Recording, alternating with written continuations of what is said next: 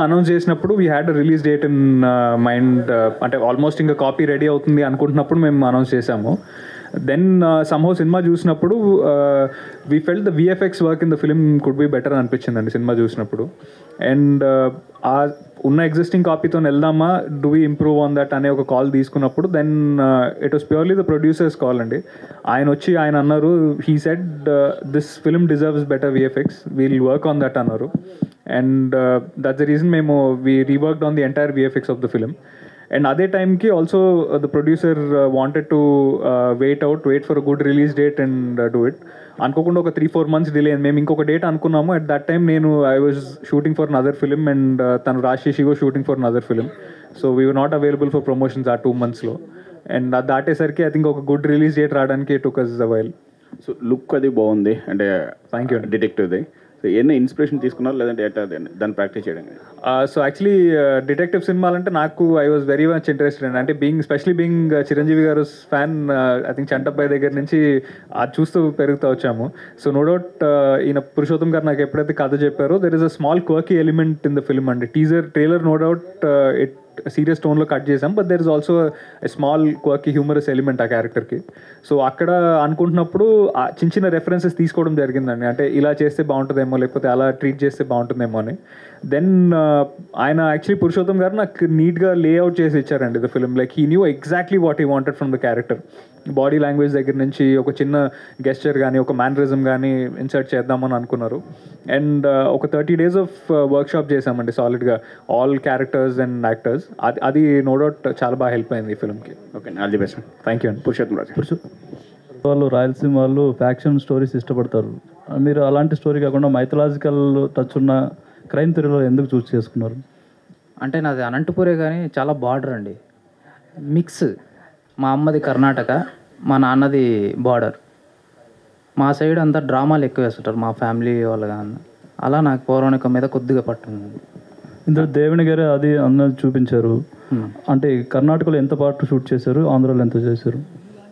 అంటే ఇక్కడ ఆ పోర్షన్ని అంతా చించోలి ఏరియాలో తీసామండి. చించోలి, వికారాబాద్ ఫారెస్ట్ ఏరియాలో తీసాం. తాండూరు, చించోలి ఈ ఏరియాలోనే తీసాం మొత్తం అంతా, ఫారెస్ట్ ఏరియాలో. ఓకే, ఇది ఏజెంట్ సాయి శ్రీనివాస్ ఆత్రేయ నుంచి ఇన్స్పిరేషన్ తీసుకుని రాసారా లేక ఏంటి? ఇన్స్పిరేషన్ అంటే యాక్చువల్లీ పార్ట్ 2 కావాలి అని నాకు ఒక కాల్ వచ్చింది. అంటే మా రూమ్మేటే, మా ఫ్రెండ్. పార్ట్ 2 కోసం ట్రై చేశా. యాక్చువల్లీ ఏజెంట్ బాబీ అని ఉంది కదా, ఏజెంట్ బాబీ అని ఏజెంట్ సాయి శ్రీనివాస్ ఆత్రేయ ఫ్రెండ్ ఇంకొక డిటెక్టివ్ ఉంటారు Suhas, agent Bobby. First agent Bobby అని చెప్పి ట్రై చేశా. ఇంకా అన్న ఆల్రెడీ వేరే కథ చేసేస్తున్నాడు, అది ఇప్పటికి రిలీజ్ అయ్యేసరికి టైం పడుద్ది. అన్న రాహుల్ అని ఎలా ఉంటాడంటే, ఇప్పుడు నేను యాజ్ ఏ డైరెక్టర్గా బడ్జెట్ 1 CR అవుతుంది అన్న అంటే 1.2 ఇస్తా, బాగా అవుట్పుట్ తీసుకురావాలి. అలాంటి క్యారెక్టర్ ఆయన టైం పెట్టి అవుట్పుట్ని అద్భుతంగా తీయగలడు. నాకు ఎందుకులే వేరే విధంగా ట్రై చేద్దాము, అన్న సినిమా అయిపోతానికి ఇంకా 1 year అయ్యేలా ఉంది మసుదా, అందుకని చెప్పేసి నేను వేరే కైండ్ ఆఫ్లో రాసుకొని వచ్చాను. దానికి భూతద్దం భాస్కర్ నారాయణ అని పేరు పెట్టి, చంటబ్బాయి. ఈ డిటెక్టివ్ మూవీస్ లాగే ఉంటుంది కానీ ఆ చిన్న టింట్ ఉంటుంది కానీ మొత్తం ఉండదు. మొత్తం మైథలాజికల్ మిక్స్ అయ్యి కథ రన్ అవుతుంది. రాహుల్ గారికి కథ నచ్చితే ఆయన బాగా ఇన్వాల్వ్ అయిపోతారు. ఆయన చెప్పిన చేంజెస్ ఏమైనా ఉన్నాయి ఇందులో? అది ఫ్లో అండి. క్యారెక్టర్ ఫస్ట్లో ఇంక ఇండస్ట్రీలో కొంతమందికి చూపిస్తాం కదా, వాళ్ళ క్యారెక్టర్స్ని కొద్దిగా అంత అవసరం లేదు, డైరెక్ట్గా కథలోకి వెళ్ళండి అని కొన్ని సజెషన్స్ వచ్చాయి మాకు స్టార్టింగ్లో. ఇంకా రాహుల్ అన్న క్యారెక్టర్ లేకుండా నువ్వు కథలోకి ఎలా వెళ్తావు అని కొన్ని సజెషన్స్ తీసుకున్నాము. అవి చాలా వాల్యుబుల్ సజెషన్స్ అవి. రాహుల్ గారు ప్రివ్యూ చూసారా? చూస్తే మీకు ఎలా అనిపించింది? చూసినప్పుడు అంటే లైక్ చాలా నచ్చింది నాకు సినిమా. కానీ చిన్న అంటే లైక్ వీళ్ళు యాక్చువల్లీ ఫస్ట్ కట్ చేసుకున్న సినిమానే ఇప్పుడు నాకు తెలిసి 96% ఆఫ్ ద సినిమా వీళ్ళు స్వతహాగా ఫస్ట్ రఫ్ కట్ వేసుకున్నారు కదా, అదే ఇప్పుడు సినిమా. సో వీళ్ళు మధ్యలో అంటే లైక్ యాజ్ దే సెడ్, వాళ్ళు కొంతమందికి వీళ్ళకి చూపెడితే ఇంతసేపు క్యారెక్టర్ ఎస్టాబ్లిష్మెంట్కి బోర్ కొడుతుంది అది ఇది అని. ఇప్పుడు నాకు వచ్చిన సజెషన్స్, నేను ఏజెంట్ తీసినప్పుడు సిమిలర్ కైండ్ ఆఫ్ సజెషన్స్ వచ్చినప్పుడు చెప్పిన, బోరు సినిమా వాళ్ళకి మాత్రమే కొడుతుంది, ఆడియన్స్కి కొట్టదు. ఆడియన్స్ కొత్తగానే చూస్తారు. ఆ క్యారెక్టర్ ఆ మినిమం ఎస్టాబ్లిష్మెంట్ లేకపోతే తర్వాత ఫ్లో అర్థం కాదు. సో బేసిక్ ఎస్టాబ్లిష్మెంట్ లేకుండా చేయడం ఎందుకు అంటే తర్వాత they showed me the original cut. అరే ఇది కదా సినిమా, ఎందుకు ఇప్పటివరకు ఇంత టైం ఎందుకు వేస్ట్ చేసుకున్నారు, work on that film. So that is how delay also happened. So వీళ్ళు ఫస్ట్ ఇనీషియల్గా కొంచెం విఎఫ్ఎక్స్లో అక్కడిక్కడ మైనర్ చేంజెస్ తప్పితే majority of the thing it was there first cut. మీరు మన ట్విట్టర్లో మీరే ఒక సెటైర్ వేసుకున్నారు. చిరంజీవి గారికి పద్మవిభూషణ్ వచ్చినప్పుడు ఆయనకున్న డెడికేషన్ 10% అన్నాం అనుకుంటే బాగుండేది అని. ఆయన వర్కౌట్ గురించి డెడికేషన్ అండి. ఆయన ఆ ఏజ్లో వర్కౌట్ చేస్తుంటే ఇప్పుడు బిర్యానీలు కానీ పొట్టలు పెంచుతుంటే కొంచెమైనా బాగుంటే ఫిట్ ఉంటే మైండ్ కూడా యాక్టివ్ ఉంటుంది కదా అన్నట్టు.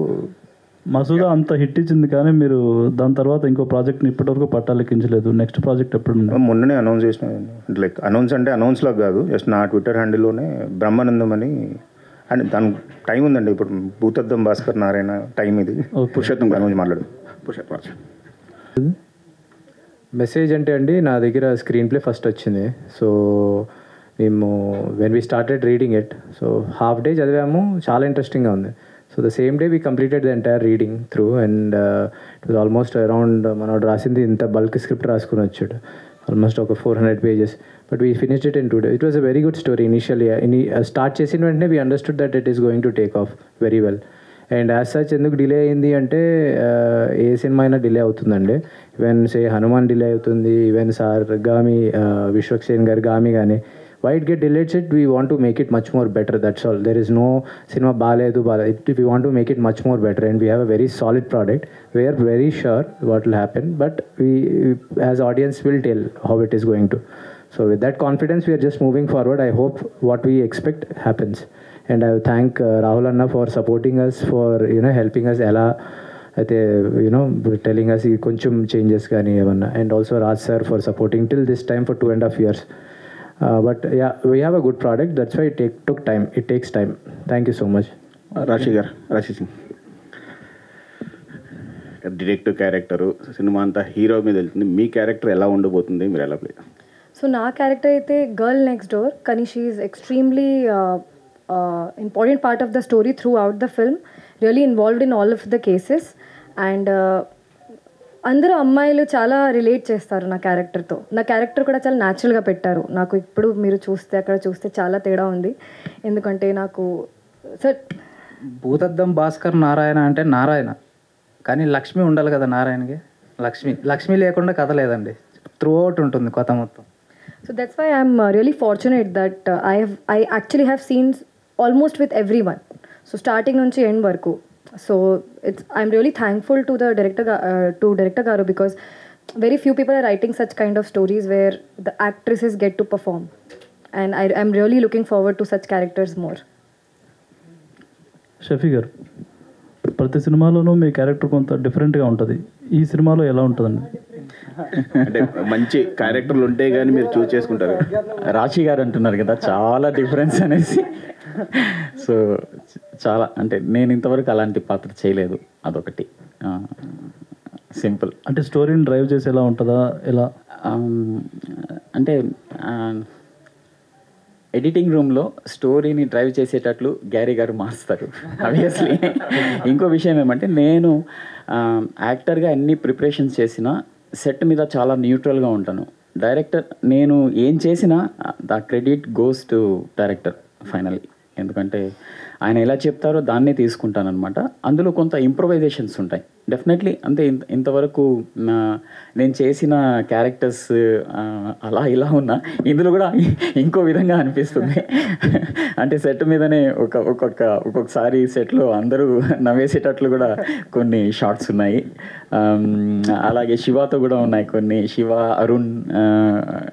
మతలబ్ ఇట్స్ వన్ కైండ్ ఆఫ్ ఏమని చెప్పాలి, వెరీ ఫన్ అండ్ కొన్ని చోట్ల చాలా సీరియస్, చాలా సస్పెన్స్గా అనిపిస్తుంది అనమాట. ఫుల్ ఫ్లెడ్జ్డ్ నేనేమంటానంటే జస్ట్ నేను డైరెక్టర్ ఎలా చెప్తే అలా ఫాలో అయ్యాను. కొన్ని ఇంప్రొవైజేషన్స్ డెఫినెట్లీ ఎప్పుడు ఒక స్పేస్ ఉంటుంది యాక్టర్గా, దాంట్లో నా కంట్రిబ్యూషన్ కూడా కొంత ఉంటుంది అనమాట. ఫైనలీ డైరెక్టర్ నోట్ మీదనే నేను వెళ్తాను. అంటే ఛత్రపతిలో మీ అమ్మ కాదు రా మా అమ్మ అంటారు, అలాంటి డైలాగ్స్ ఏమైనా ఉన్నాయి ఇందులో? అందులో గుర్తుండిపోయే డైలాగ్స్ కొన్ని అంటే అవి ఫిల్మ్స్ అంటే కొన్ని సీన్స్లో అది అలా మనం రాసుకున్నప్పుడు మనము షూటింగ్ చేస్తున్నప్పుడు అలా సడన్గా మనకేం అనిపించదు ఇది క్లిక్ అవుతుందా అనేసి. కానీ మనం సహజంగానే అక్కడ నటిస్తున్నప్పుడు కొన్ని ఎలిమెంట్స్ చూసే వాళ్ళకి ఇందాక అన్నారు కదా బోరు కాదు, అది చూసే వాళ్ళకి ఇంట్రెస్టింగ్గా అనిపిస్తుంది అనేసి, అట్లా అనిపించే అవకాశాలు ఉన్నాయి కొన్ని సందర్భాల్లో. జస్ట్ అది గెస్చర్స్ కావచ్చు, ఒక డైలాగ్ కావచ్చు, లేకపోతే బాడీ లాంగ్వేజ్ కావచ్చు, ఏమన్నా కావచ్చు.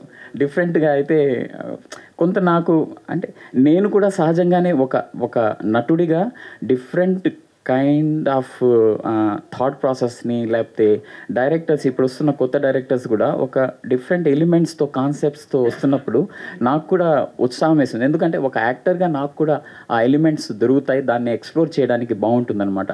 పురుషోత్తం దగ్గర నేను ఎప్పుడు షార్ట్ మధ్యలో ఎప్పుడున్నా ఏదో ఒక కథ అది నాకు ఎప్పుడు ఇన్స్పైరింగ్గా అనిపిస్తుంది. కొన్ని కథలు అయితే అది ఎంత మిస్టరీగా ఉందో దాని గురించి ఎప్పుడు నేను ఒకసారి ఫోన్ చేసి కూడా మళ్ళీ దొరికారా వాళ్ళు అని ఒక మర్డర్ మిస్టరీ గురించి మనం మాట్లాడుకుంటున్నప్పుడు అలా